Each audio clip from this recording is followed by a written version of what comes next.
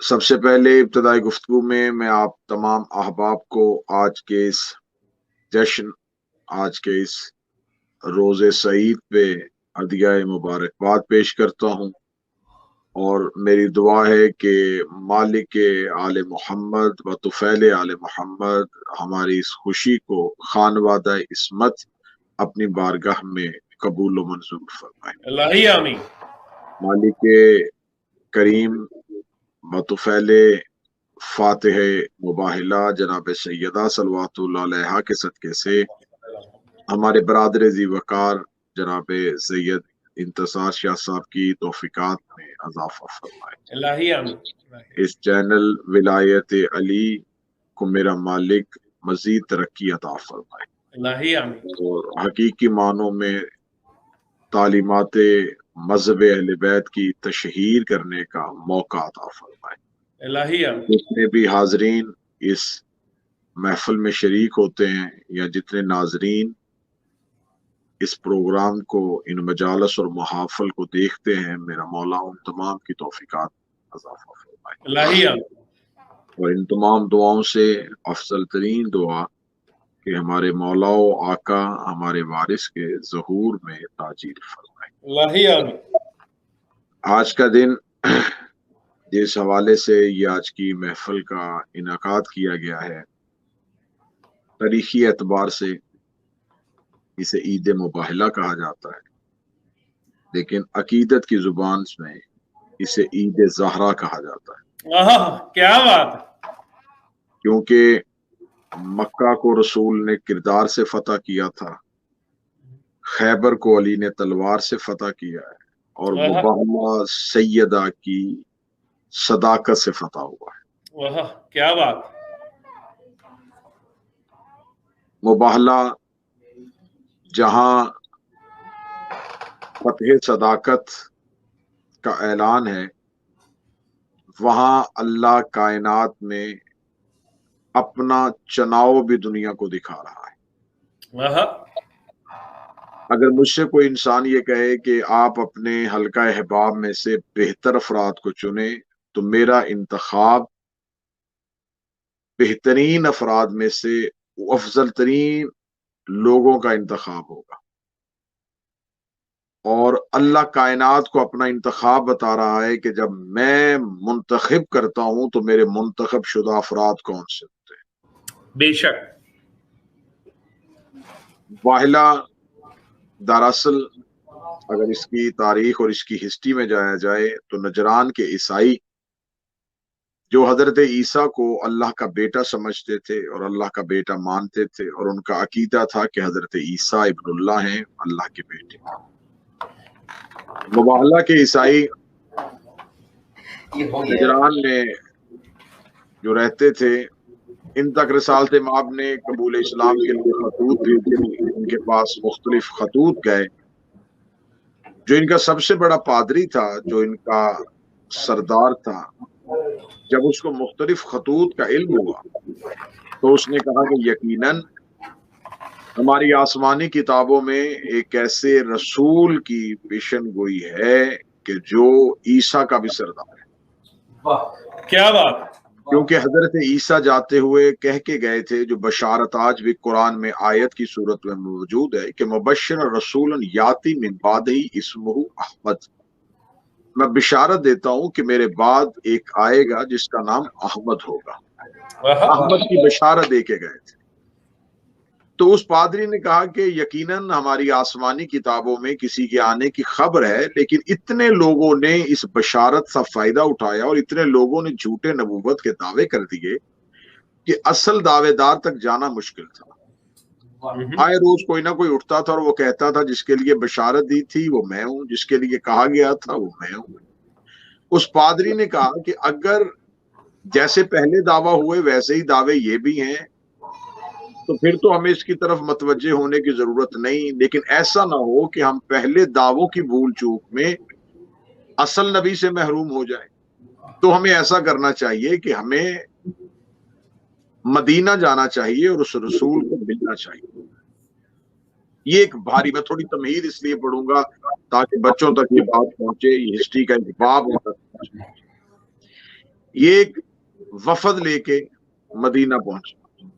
جب یہ مدینہ تو رسول پہنچا تو عیسائیوں نے اس دور میں، نجران کے عیسائی کیونکہ امیر ترین ایک مذہب تھا، ان کے پاس روم کی کرنسی اور ان کے پاس تجارت کا پیسہ تھا، زرق برق لباس پہنے ہوئے اور ہاتھوں پہ سونے کی انگوٹھیاں اور گلے میں سونے کی زنجیریں پہنے ہوئے ریشمی لباس میں ایسے رسول کو ملنے کے لیے آئے کہ ہم رسول پہ اگر تو وہ دنیاوی دعوے دار ہوا، وہ دنیا کا دلدادہ ہوا، تو ہماری زرق برق لباس، ہمارا بناؤ سنگھار دنیاوی دولت کو دیکھ کے وہ مائل ہو جائے.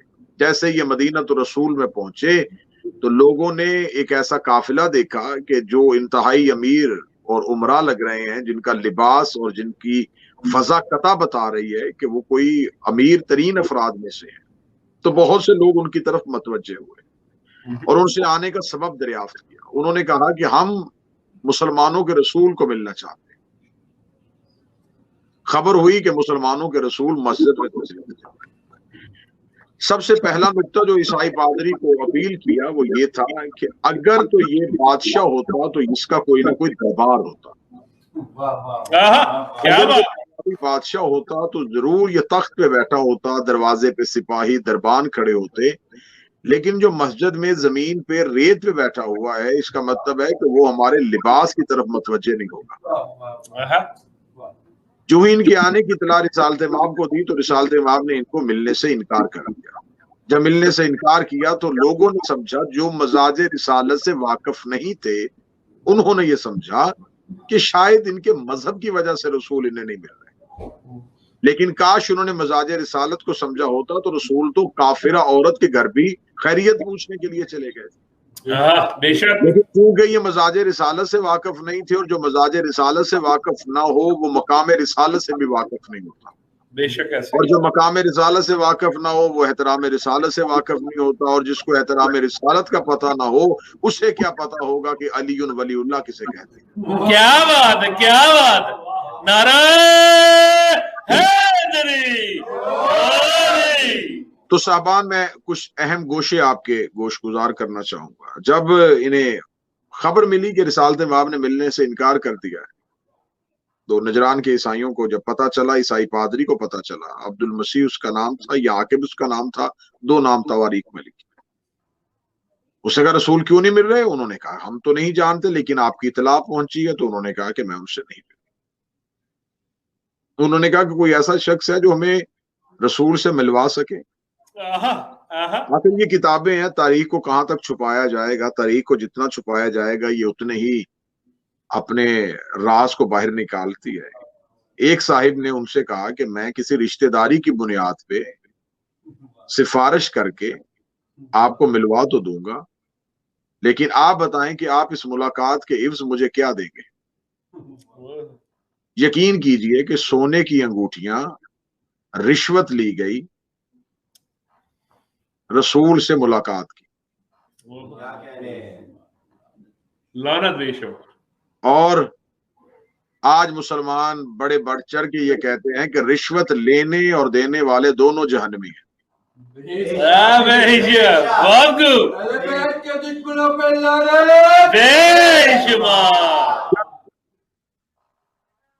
رشوت بھی کام نہ آئی، سفارش بھی کام نہ آئی. 3 دن گزر گئے تھے.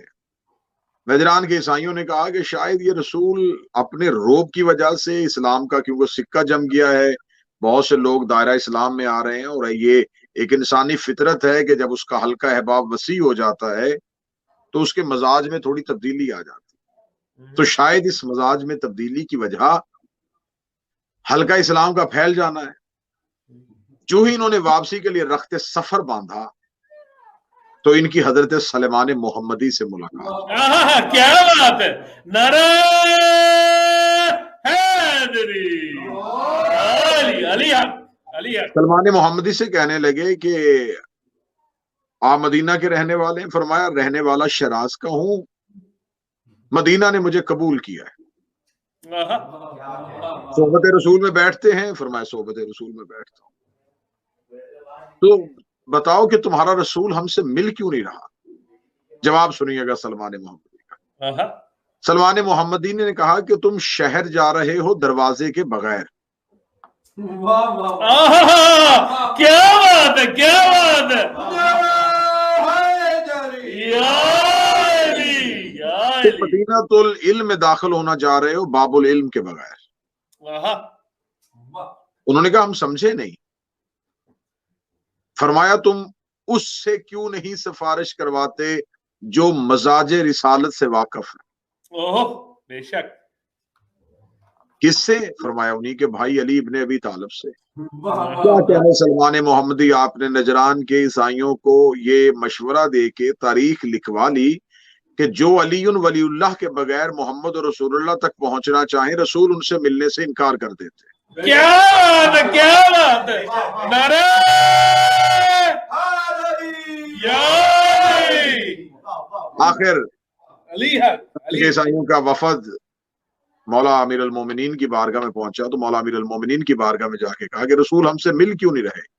फरमाया तुम्हारे लिबास की वजह से, तुम्हारे वज़ाकता की वजह से। लिबास तब्दील करो, सादा लिबास में आओ। सोना इस्लाम में मर्द पे हराम है। सादगी के साथ आओ तो रसूल तुमसे मिलेंगे। लिबास तब्दील हुआ। अमीर अल मोमिनीन के कहने पे इन्होंने अपनी वज़ाकता को तब्दील किया। जब बारगाह रिसालत में गए तो रसूल ने उठ के इनका इस्तकबाल किया।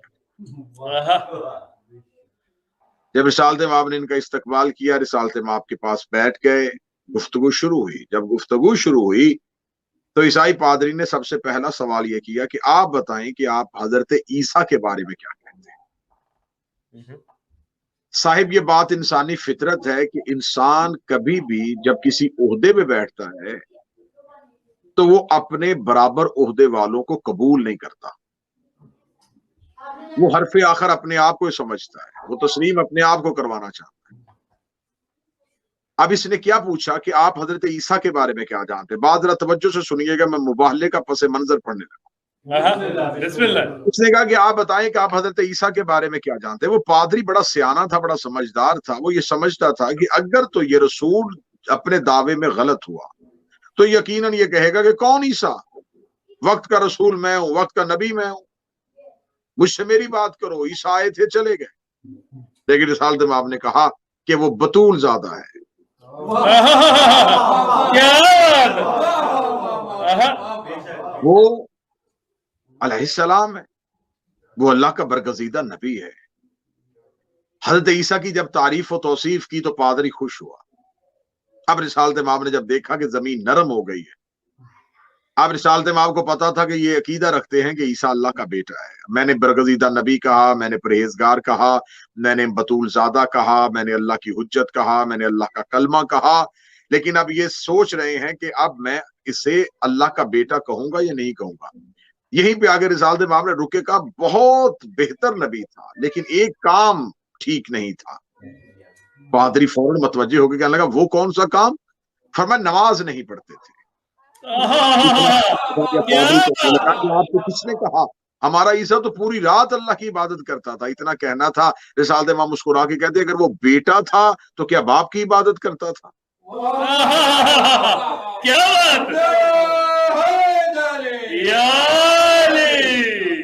बात।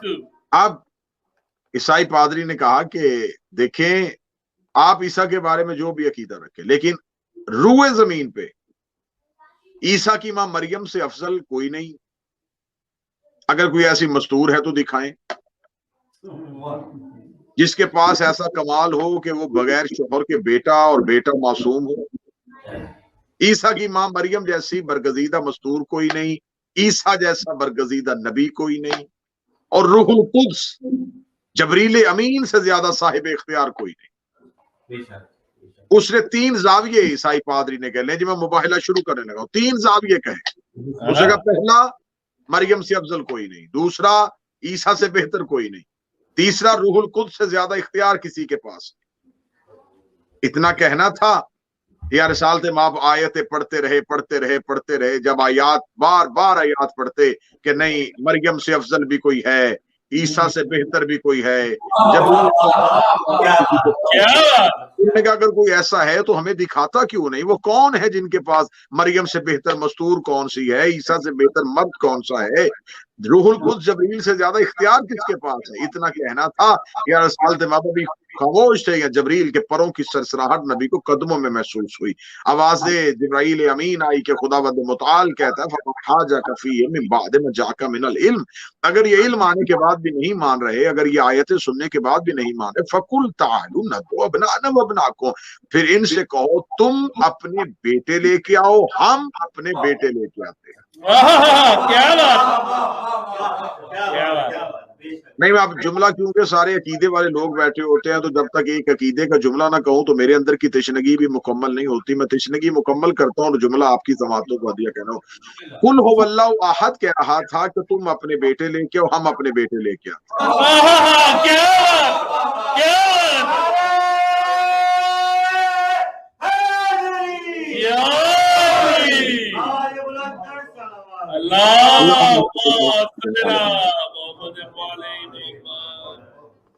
آپ نے بہت خوبصورت استقبال کیا، تو اسی بیداری کے ساتھ جملہ تبدیل کرتے اور مزید خوبصورت کرتے ہیں، جملے کو مزید خوبصورت کرتے ہیں۔ لم یلد ولم یولد کہہ رہا تھا کہ ہم اپنے بیٹے لے کے آتے ہیں۔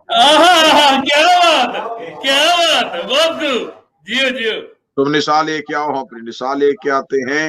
اب میں جو لفظ لکھا گیا میں اس کو نہیں، میں جو حقیقی ترجمہ ہے وہ کرنے لگا ہوں۔ تم اپنے جیسے لے کے آؤ، ہم اپنے جیسے لے کے آتے ہیں۔ کیا بات، کیا بات، نعرہ حیدری،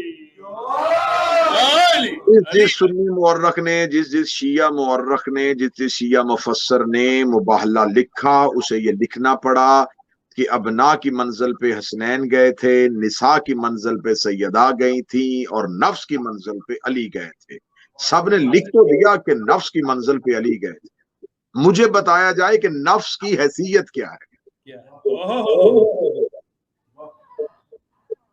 بدن پہ جو مرکزی حیثیت ہے وہ نفس کی ہے، اور امیر المومنین ایک وقت میں دو خاصیتیں اور دو جہتیں رکھتے ہیں، رسول کا بھی نفس ہے، بے شک اللہ کا بھی نفس ہے۔ کیا بات، نفس پیغمبر بھی ہیں، نفس اللہ بھی ہیں۔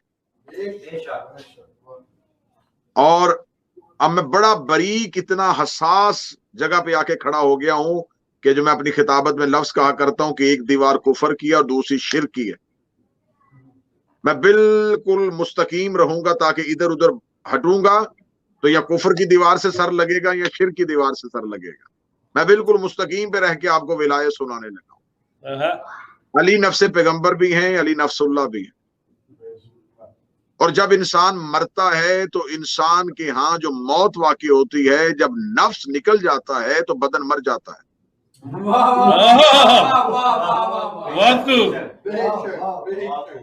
میں جملے کو حساسیت میں کہا تھا، اب جملے کو کھولنے لگا ہوں۔ علی ولی اللہ توحید کے نفس کا نام ہے، علی ولی اللہ نکال دیا جائے تو لا الہ ختم ہو جاتا ہے۔ کیا بات ہے، بے شک، نعرہ حیدری، علی ولی اللہ، علی ولی اللہ، یا علی۔ فرمایا تم اپنے جیسے لے کے آؤ، ہم اپنے جیسے لے کے آتے ہیں۔ علی نفس پیغمبر بھی ہیں، علی نفس اللہ بھی ہیں۔ یہی وجہ ہے کہ ہجرت کی بستر پہ سوئے تو کافروں نے محمد سمجھا تھا، معراج کے پردے میں بولے تو آج تک لوگوں نے خدا سمجھا۔ کیا بات ہے، ثم نبتہل فنجعل لعنت اللہ علی الکاذبین، پھر جو جھوٹا ہوگا اس پر اللہ کی لعنت ہوگی۔ لعنت ہم نے شروع نہیں کی، کیا بات ہے، تبرہ خدا نے شروع کیا۔ آج لوگ کہتے ہیں کہ نہیں صاحب اگر کسی نے کچھ کر دیا تو اللہ قیامت والے دن فیصلہ کرے گا، تو خدا کو یہاں آیت بھیج دینی چاہیے تھی کہ مباہلہ میں سچے آ جاؤ جھوٹوں کے مقابلے پہ، پھر جو جھوٹا ہوگا خدا قیامت والے دن ان کا فیصلہ کرے گا۔ کیا بات، کیا بات، لیکن خدا نے قیامت والا دن معین نہیں کیا۔ ثم نبتہل فنجعل لعنۃ اللہ علی الکاذبین۔ اگر میں بڑا باریک جملہ کہہ رہا ہوں، اگر خدا یہ کہہ دیتا کہ میں تم پر اپنی لعنت کروں گا تو نجران کے عیسائی کبھی بھی مباہلے میں نہ جاتے۔ خدا نے ان کو اشارہ ہی نہیں دیا، خدا نے کہا جو جھوٹا ہوگا اس پہ خدا کی لعنت ہوگی۔ میں جملے کو تھوڑا اور قریب کر کے کروں، خدا نے یہ نہیں کہا تھا کہ نجران کے پادریوں پہ، نجران کے عیسائیوں پہ اللہ کی لعنت ہوگی، فرمایا جو ان سچوں کے مقابلے پہ آئے گا ان پہ مقابلے پہ آئے گا اس پہ اللہ کی لعنت ہوگی۔ اب نجران کے عیسائی تو مقابلے پہ آئے ہی نہیں، تو اب تاریخ مجھے بتائے کہ رسول کے مقابلے پہ کون آیا تھا، علی کے مقابلے پہ کون آیا تھا، زکریا کے مقابلے پہ کون آیا تھا، حسن کے مقابلے پہ کون آیا تھا، حسین کے مقابلے پہ کون آیا تھا۔ اب تاریخ میں نام بدلے ہیں، لعنت خدا نے نہیں بدلی۔ ان میں سے جس کے مقابلے میں جو جس دور میں آئے گا اس پہ اللہ کی لعنت ہو۔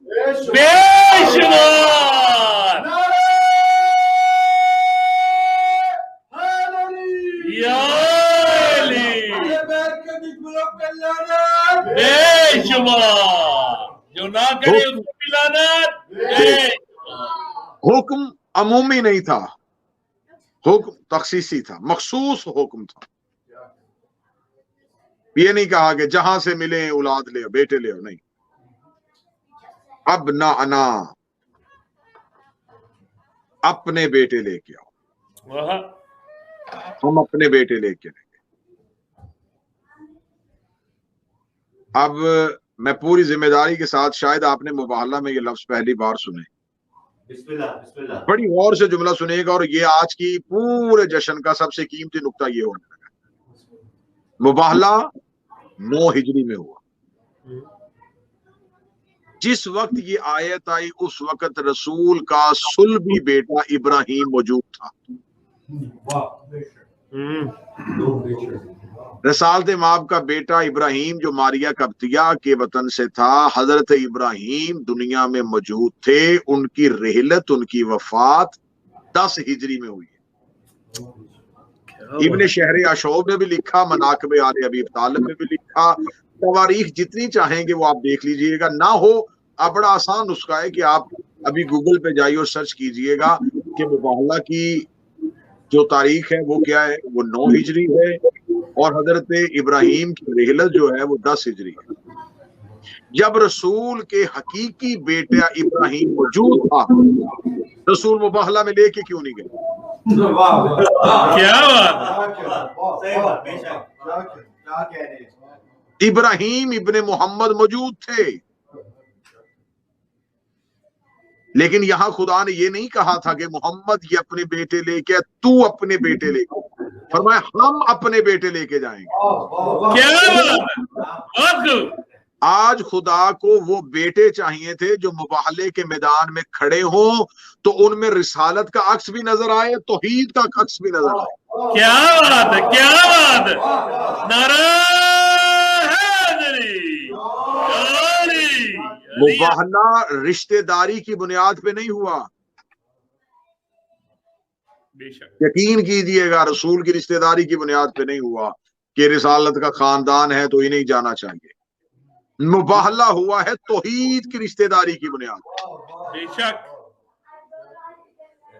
عیسائیوں کا اصل مقابلہ اللہ سے ہو گیا تھا، بات کو سمجھیے گا اور گہرائی میں جائیے گا۔ عیسائیوں نے رسالت کا انکار کرنے سے پہلے توحید کی وحدت کا انکار کر دیا تھا، عیسیٰ کو اللہ کا بیٹا کہہ کے۔ یہ آ گئے تھے اللہ کے مقابلے پہ، انہوں نے بنا دیا تھا اللہ کا جھوٹا بیٹا۔ خدا کو آج تعارف کروانا تھا اپنے اصل خاندان۔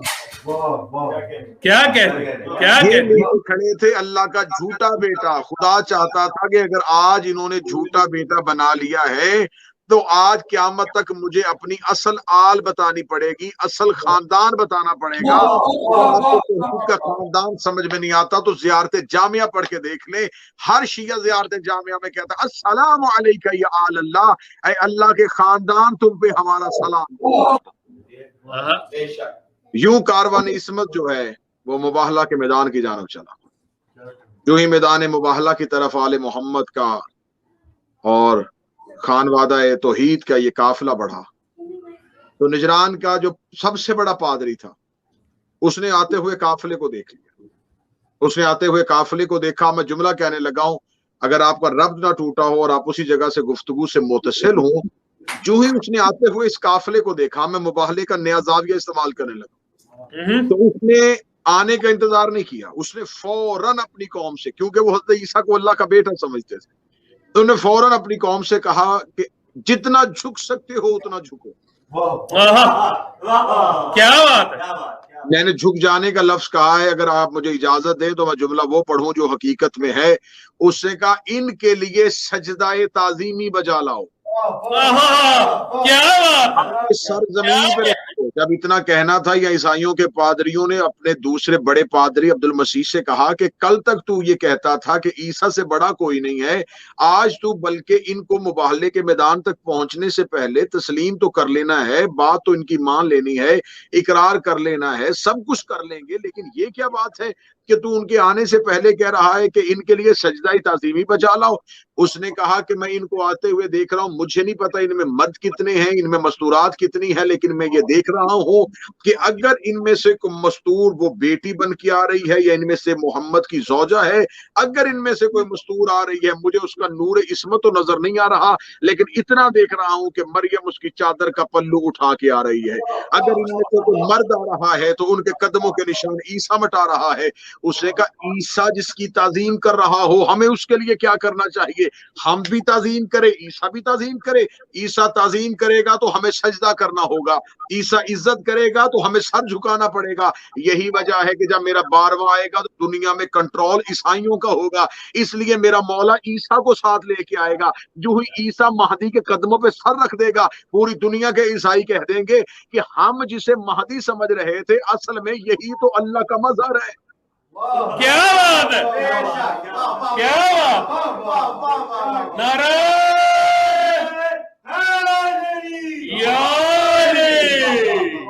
अली हक। उस दौर में भी ईसाइयों को मनवाने के लिए ईसा ने आले मोहम्मद की ताजीम करके कायनात के ईसाइयों को बता दिया कि हमारे सरदार ये हैं। यही वजह है कि आखिरी हादी के लिए ईसा जैसे नबी को रोका हुआ है कि दुनिया में कंट्रोल ईसाइयों के पास आ जाएगा, और ईसाई आले मोहम्मद की फजीलत किताबों से तलाश नहीं करेंगे। उन्हें इमाम जमाना के आने के बाद ये नहीं पूछना पड़ेगा कि इसको मानना चाहिए कि नहीं मानना चाहिए। वो जो ही ईसा का झुकता हुआ सर देखेंगे वो फौरन कह देंगे कि हमने इसे तस्लीम कर लिया। क्या बात। ये नूरानी काफिला मुबाहला के मैदान की जानब बढ़ रहा था। ये और रिसालत माब के चलने का अंदाज कैसा था कि रिसालत माब गोद में हुसैन, उंगली के साथ जनाब हसन,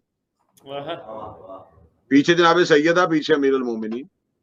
या रसूलल्लाह मुबाहला के मैदान में आ ही गए हैं और दो शहजादे आपके पास हैं, एक शहजादा माँ को दे दें, एक शहजादा बाप को दे दें।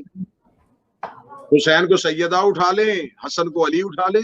आप कायनात के रसूल हैं, आप तो नमाज के लिए खड़े होते और आपके पाँव में सोजश आ जाए तो अल्लाह बर्दाश्त नहीं करता और खुदा को कहना पड़ता या अय्युहल मुज़म्मिल कुमिल लैला इल्ला कलीला, कमली ओढ़ने वाला रातों को उठा कर मगर तोड़ा, तेरे पाँव में वरम आते मैं अल्लाह बर्दाश्त नहीं करता। तो जो खुदा आपको इबादत में पाँव की सोचन बर्दाश्त नहीं करता, वो खुदा ये कैसे बर्दाश्त करेगा कि आप मैदान मुबाहला में एक बच्चे को हाथों में उठाए हुए हैं और एक को उंगली थामे हुए लेके आ रहे हैं। तो या रसूलल्लाह शहजादी के हाथों में दे दीजिए, अली के हाथों में दे दीजिए। अजब नहीं कि आवाज़ रिसालत आए कि मेरी निगाहें कायनात में हर उस बद नस्ल मुअर्रख को देख रही हैं जिसने कल को मैदान मुबाहला की तारीख लिखनी है। तो वो ये लिख दे था कि बच्चे थे, अगर हसन और हुसैन माँ और बाप के पास होते तो वो कहता बच्चे थे वालिदैन के साथ आ गए, बच्चे थे माँ और बाप के साथ आ गए। आखिर माँ ने मुबाहला में आना था, बच्चा किसी को दे के क्यों आती, वो माँ साथ लेके आ गई। अली ने मुबाहला में आना था, एक बेटा अली के साथ आ गया। फरमाया आज माँ और बाप के साथ नहीं, आज रिसालत की बाहों में आके दुनिया को बता रहा है कि ये माँ और बाप के साथ नहीं आए, रिसालत की जरूरत बन के आ रहे हैं। क्या बात है, क्या बात है। नारे हैदरी, علیم والا. رسالت مآب نے اس کارواں کو مباہلے کے میدان میں لے جا کے دنیا کو یہ درس دے دیا. لفظ سنیے گا، میں نتیجے کے قریب آنے لگا ہوں. دنیا کو یہ درس دے دیا ہے کہ اگر تم نے کبھی بھی کسی بھی دور میں کسی کے ساتھ بھی مقابلے پہ جانا ہو، تمہارے پاس یہ 5 ضرور ہونے چاہیے. کیا بات ہے، بے شک. ان کے بغیر مباہلہ کے میدان میں جا نہیں سکتے. جو ہی مباہلہ کے میدان میں پہنچے تو اب جو خدا نے دوسرا کہا تھا ثم نبتہل فنجعل لعنت اللہ علی الکاذبین، پھر جو کاذب ہوگا، پھر جو جھوٹا ہوگا، اس پہ اللہ کی لعنت ہوگی. میرے مالک، عیسائیوں نے، نجران کے عیسائیوں نے یہ تو نہیں کہا تھا کہ ہم اللہ کے نبی ہیں، اس نے یہ تو نہیں کہا تھا کہ ہم اللہ کی حجت ہے. تو میرے مالک اتنی بڑی سزا، لعنت. فرمایا مجھے بھی پتا ہے کہ یہ نجران کے عیسائیوں کے لیے نہیں، لیکن کیونکہ انہوں نے سوچا تھا کہ ہم مقابلے پہ جائیں گے، تو لہٰذا میں مقابلے پہ آنے والوں کی سزا بتا رہا ہوں کہ جو بھی ان کے مقابلے پہ آئے ان کے لیے توحید کی سب سے چھوٹی سزا کا نام لعنت ہے. دشمنان اہل بیت پر لعنت. ایک ہوتا ہے مباہلہ، ایک ہوتا ہے مقابلہ. عورت مقابلے کے لیے نہیں آ سکتی، مباہلے کے لیے آ سکتی ہے. یہی وجہ ہے کہ ہمارے پاس مباہلے والی نبی کی بیٹی ہے، مقابلے والی نبی کی کوئی رشتہ دار نہیں ہے. کیا بات، کیا بات، بہت خوب. مباہلہ جناب سیدہ کی صداقت کی وجہ سے جیتا گیا. رسول کی بیٹی نے خطبہ دیا، اور شہزادی کا خطبہ جو ہے وہ فدق کا تو پڑھا جاتا ہے، مباہلے کا نہیں پڑھا جاتا. مباہلے کے میدان میں رسالت کی کمر کے پیچھے سے سیدہ بولی. عیسائی پادری نے کہا کہ مجھے نور عصمت بتا رہا ہے کہ عیسیٰ آپ کے ساتھ ہے اور مریم پیچھے. شہزادی بول کے کہتی ہے کہ میرے بابا کی رسالت اور میرے شوہر کی ولایت کو تسلیم کرتے ہو یا عیسیٰ بول کے بتائے کہ ہم کون ہیں. کیا بات ہے، کیا بات ہے.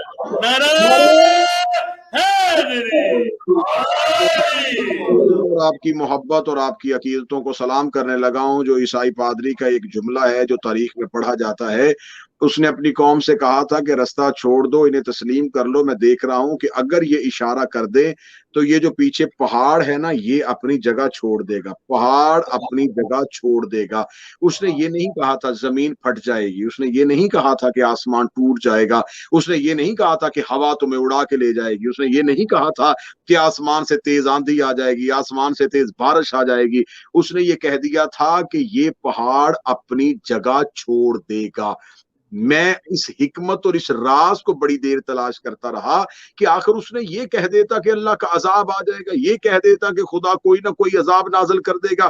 اس نے بعین ہی یہ لفظ کیوں بولا کہ یہ پہاڑ اپنی جگہ چھوڑ دے گا؟ میں آخری جملہ کہنے لگا اور آپ کی توجہ مجھے چاہیے. اس نے پہاڑ کی طرف متوجہ کیوں کیا؟ اس وجہ سے کہ عیسائیوں کے آنے سے پہلے موسیٰ کا دور گزر چکا تھا، اور موسیٰ کے دور کا معجزہ اس دور تک ابھی تک لوگوں کے ذہنوں پہ حاوی تھا کہ موسیٰ کوہ طور پہ گئے تھے اور توحید کی تجلی آئی تھی، اور طور جل کے راکھ ہو گیا تھا، پہاڑ جل کے راکھ ہو گیا تھا. اس دور میں لوگوں کے ذہنوں میں توحید کا خاکہ یہ تھا کہ اللہ وہ ہوتا ہے جو پہاڑ کو جلا کے راکھ کر دیتا ہے، اللہ وہ ہوتا ہے جو پہاڑ کو جلا کے راکھ کر دیتا ہے. عیسائی پادری نے کہا یہ جو آنے والے ہیں یہ محمد کے رشتہ دار بن کے نہیں آ رہے، اللہ کا جلال بن کے آ رہے ہیں.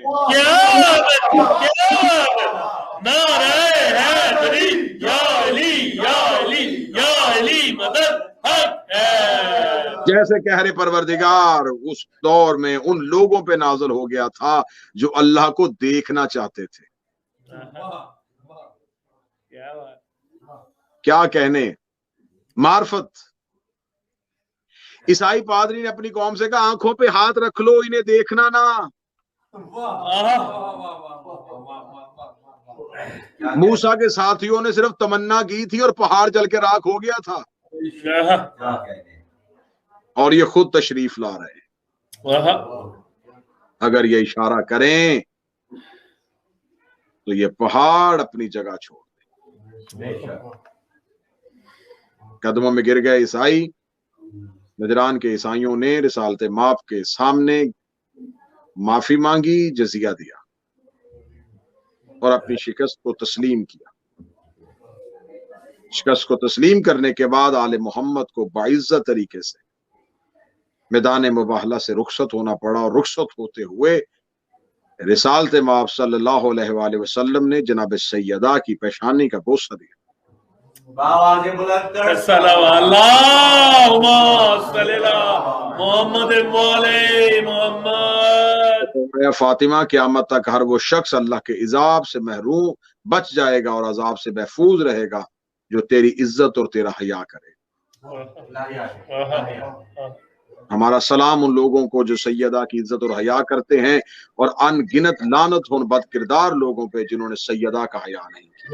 بے شمار دشمنان اہل بیت کا لعنت بے ہمیں فخر ہے کہ ہم جناب سیدہ کے طرفداروں میں سے ہیں، ہمارا شمار میرا اللہ قیامت کی آخری گھڑی تک جناب سیدہ کے طرفداروں میں فرمائے۔ الہی جتنے بھی آپ احباب تشریف فرمائے ہیں، میرا مالک تمام کے رزق معرفت میں، رزق ولایت میں اضافہ فرمائے، الہی تمام کی محبت میں اضافہ فرمائے، تمام کے عرفان میں اضافہ فرمائے، اس خانواد اور اس محبت اور عقیدت اور ولائی رشتہ داروں کو آپس میں اتحاد اور محبت اور اتفاق نصیب فرمائے۔ الہی آپ ایسے ہی اس چمن میں آتے رہیں، ایسے ہی مسکراتے رہیں، ایسے ہی آل محمد کے غم میں روتے رہیں۔ میرا مالک ہمارا آخری سانس تک شمار جو ہے علی ولی اللہ کے ماننے والوں میں فرمائے، الہی خاتمہ بالخیر بالعقیدہ بالایمان فرمائے۔ بروز قیامت اٹھے ایک ہاتھ میں قرآن، دوسرے میں دامن اہل بیت اور لواء الحمد کا سایہ نصیب فرمائے۔ الہی ہمارے مرحومین کو جوار معصومین میں جگہ عطا فرمائے۔ الہی انتصار شاہ صاحب، ان کے دوست، احباب، بھائیوں، بزرگوں، بچوں، بیٹوں، بھتیجوں اور جتنے بھی آپ شرکا ہیں، ان تمام جاننے والوں کی اور چاہنے والوں کی توفیقات میں اضافہ فرمائے۔ الہی ہمارے آقا اور مولا کے ظہور میں تاجیل فرمائے۔ الہی آمین ہمارے میں اپنے مولا کی نصرت و معرفت عطا فرمائے۔ الہی آمین ربنا تقبل منا انک انت السمیع العلیم۔ آمین یا رب العالمین۔ سلام علیکم۔